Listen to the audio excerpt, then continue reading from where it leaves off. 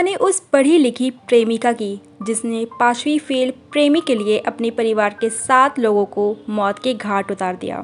जी हाँ, मैं बात कर रही हूँ शबनम की। 15 अप्रैल 2008 रात के 1 बजे शबनम अपने प्रेमी सलीम के साथ मिलकर अपने परिवार के 6 लोगों की हत्या कर चुकी थी। तभी 11 महीने का एक बच्चा रोने लगा।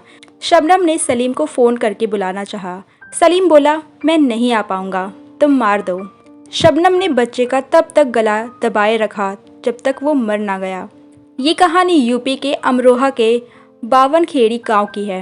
एक दूसरे के लिए जीने मरने की कस्में खा चुके एक प्रेमी जोड़े ने 7 जिंदगियां छीन ली थी। घटना इतना भयानक था कि तत्कालीन सीएम मायावती को सूचना मिलते ही वो अमरोहा के लिए निकल पड़ी।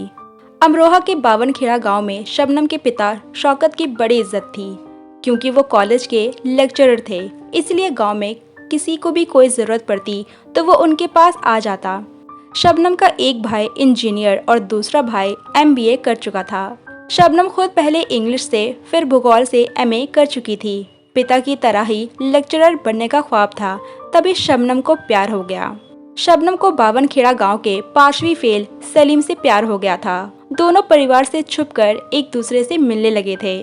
फिजिकल रिलेशन बना और शबनम प्रेग्नेंट हो गई। हालांकि इस बात का खुलासा बहुत बाद में हुआ। प्यार की बात शबनम के परिवार तक पहुंची तो पिता शौकत के अलावा दोनों भाइयों ने भी एतराज जताया। शबनम ने सभी को समझाने की कोशिश की, सलीम को अच्छा बताया, लेकिन बात नहीं बनी। परिवार अपनी जिद पे अड़ गया था कि वो सलीम को भूल जाए। शबनम के सिर पर अब खून सवार हो गया था। उसने मान लिया था कि परिवार को खत्म करके ही सलीम से निकाह किया जा सकता है, इसलिए उसने सलीम से जहर मंगवाया। सलीम ने 13 अप्रैल 2008 को बाजार से जहर खरीदकर उसे दे दिया। 14 अप्रैल की सुबह तक सभी लोग घर पे ही थे। दोपहर में दोनों भाई शहर के लिए निकल गए। शबनम ने दोनों भाइयों को फ़ोन करके कहा, जहाँ भी पहुँचे हो वहाँ से घर वापस आ जाओ, कल जाइएगा। भाइयों ने शबनम की बात मान ली और घर वापस आ गए। शबनम के घर में उसकी भाभी और मौसी की बेटी ने मिलकर खाना बनाया था। रात 9 बजे तक सभी ने खाना खा लिया। तभी शबनम ने पूछा, कौन कौन चाय पिएगा? सभी ने हाँ में सिर हिला दिया। शबनम ने उबलती चाय में जहर की पुड़िया खोली और मिला दी। सभी को चाय दे दी, लेकिन खुद नहीं पिया। चाय पीने बाद सभी अपने कमरे में चले गए, जहां उनका दम घुटने लगा और वो मर गए। शबनम को जहर पर यकीन कम था, इसलिए उसने सलीम को फ़ोन करके बुलाया। सलीम अपने साथ एक कुल्हाड़ी लेकर आया। शबनम के कहने पर उसने सबसे पहले शौकत के सीने पर कुल्हाड़ी मारी, उसके बाद माँ पर, फिर दोनों भाइयों पर। भाभी और मौसी की लड़की को कुल्हाड़ी से मारकर मौत के घाट उतार दिया। इसके बाद सलीम कुल्हाड़ी लेकर भाग गया। रास्ते में एक तालाब दिखा, उसी में कुल्हाड़ी को फेंक दिया। तभी सलीम के फ़ोन की घंटी बजी। दूसरी साइड शबनम थी। उसने कहा, वापस आ जाओ, भतीजा जिंदा है। सलीम बोला, अब मैं नहीं आऊँगा, तुम मार दो। शबनम ने 11 महीने के भतीजे का गला तब तक दबाए रखा जब तक उसकी मौत नहीं हो गई। रात करीब 2 बजे शबनम दहाड़े मार के रोने लगी। आपस के लोग आ गए। शबनम ने कहा, घर में लुटेरे आ गए थे, उन्होंने सबको मार दिया। मैं बाथरूम में थी, इसीलिए बच गई। 4 कमरों के घर में चारों तरफ सिर्फ लाशें नजर आ रही थी। खबर इतनी बड़ी थी कि रात में ही लोकल थाने से लेकर लखनऊ होते हुए दिल्ली तक पहुंच गई। सुबह सूरज निकलने से पहले 10 थानों की पुलिस फोर्स वहां पहुंच चुकी थी। डॉग स्क्वाड पूरे गांव में चक्कर लगा रहे थे। फॉरेंसिक वाले पूरे घर की बैरिगेटिंग करके सैंपल इकट्ठा कर रहे थे। 7 लोगों की हत्या 15 अप्रैल का सबसे बड़ा मुद्दा बन गया था। कानून व्यवस्था पर सवाल खड़े हो गए थे। उस वक्त की मुख्यमंत्री मायावती हेलीकॉप्टर के जरिए अमरोहा पहुंच गई। लगातार रो रही शबनम के सिर पर हाथ रखते हुए आरोपियों पर सख्त से सख्त कार्रवाई करने की बात कही। 5 लाख का चेक देने का ऐलान भी कर चुकी थी। हालांकि घटनास्थल पर मामले की जांच कर रहे इंस्पेक्टर आरपी गुप्ता ने मायावती के पीए से शबनम को अभी मुआवजा ना देने की अपील की। क्योंकि उन्हें शबनम पर ही शक था, तो उन्होंने कहा, 24 से 48 घंटे का समय दीजिए, पोस्टमार्टम और फोरेंसिक रिपोर्ट आ जाए तब मुआवजा दीजिएगा। 16 अप्रैल को पोस्टमार्टम रिपोर्ट आई। पता चला कि किसी भी व्यक्ति ने मौत से पहले किसी भी तरह का संघर्ष नहीं दिखाया, मतलब किसी ने भी कुल्हाड़ी के वार से रोकने की कोशिश नहीं की। ऐसा इसीलिए क्योंकि जहर की वजह से या तो उनकी जान पहले से ही जा चुकी थी या तो फिर वो बेहोश थे।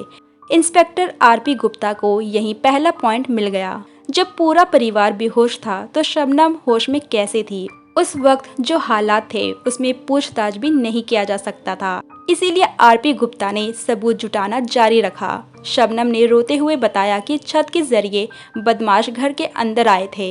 ये पहली ही लाइन तब झूठी साबित हो गई जब पता चला कि छत पर जा रही सीढ़ी का दरवाजा अंदर से बंद है। फिर जमीन से छत की ऊंचाई 14 फीट पर थी। दीवार प्लास्टर की थी। ऐसे में ईंट पकड़कर चढ़ पाना भी पॉसिबल नहीं था। इंस्पेक्टर आरपी गुप्ता की नज़र में शबनम आरोपी बनती जा रही थी। तभी किसी ने खबर दी कि सलीम को उठा लीजिए, सब पता चल जाएगा। आरपी गुप्ता सलीम को पूछताछ के लिए उठाने ही वाले थे कि खबर मिली। उससे घटना के अगले ही दिन पूछताछ हुई थी और पुलिस ने उसे क्लीन चिट दे दिया है। 17 अप्रैल को उन्होंने सलीम को फिर से बुलवाया और पूछताछ के लिए सख्ती का सहारा लिया। सलीम टूट गया और बता दिया कि हत्या उसने ही की है। सबूत के तौर पर उसने हत्या में इस्तेमाल किए गए कुल्हाड़ी के बारे में बताया, जिसे पुलिस ने बरामद कर लिया। अब पुलिस ने शबनम को पूछताछ के लिए बुला लिया। पुलिस ने पूछताछ शुरू की तो उससे पहले वह हत्या में शामिल होने से मना करती रही। तभी सलीम बोला, मैंने सब बता दिया है, अब तुम भी स्वीकार कर लो। शबनम रो पड़ी। इस तरह से केस पूरी तरह से सुलझ गया। हालांकि पुलिस ने इससे पहले शबनम की कॉल डिटेल्स निकलवा ली थी, जिससे पता चला कि हत्या के 5 मिनट पहले और हत्या के 10 मिनट बाद शबनम ने सलीम से फ़ोन पर बात किया था और पूरे महीने में 50 बार बात हुई थी। पुलिस को आरोपी के जरिए सच सुनना था, इसलिए शबनम से पूछताछ की गई। ये पूरा केस पानी की तरह साफ हो गया। अमरोहा की डिस्ट्रिक्ट कोर्ट ने 3 अगस्त 2010 को ऐतिहासिक फैसला सुनाते हुए सलीम और शबनम को फांसी की सज़ा सुनाई। जज SAA हुसैन ने कहा, इससे ज़्यादा दर्दनाक कत्लेआम नहीं हो सकता। पुलिस ने जिस तरह से केस को सुलझाया उस तरह से मैंने अपने पूरे जीवन में जांच नहीं देखी। डिस्ट्रिक्ट कोर्ट से निकलकर ये मामला इलाहाबाद कोर्ट तक पहुंच गया। हाई कोर्ट ने भी फांसी की सज़ा को बरकरार रखा। सलीम और शबनम को माफ़ी की उम्मीद थी, इसलिए सुप्रीम कोर्ट गए, लेकिन वहां भी फांसी की सज़ा बरकरार रही। शबनम और सलीम ने अपने सारे कानूनी दाव आजमा लिए, लेकिन कहीं भी माफ़ी नहीं मिली। इसके बाद उन्होंने पिछले राष्ट्रपति प्रणब मुखर्जी को दया याचिका भेजी, जिसे उन्होंने अस्वीकार कर लिया।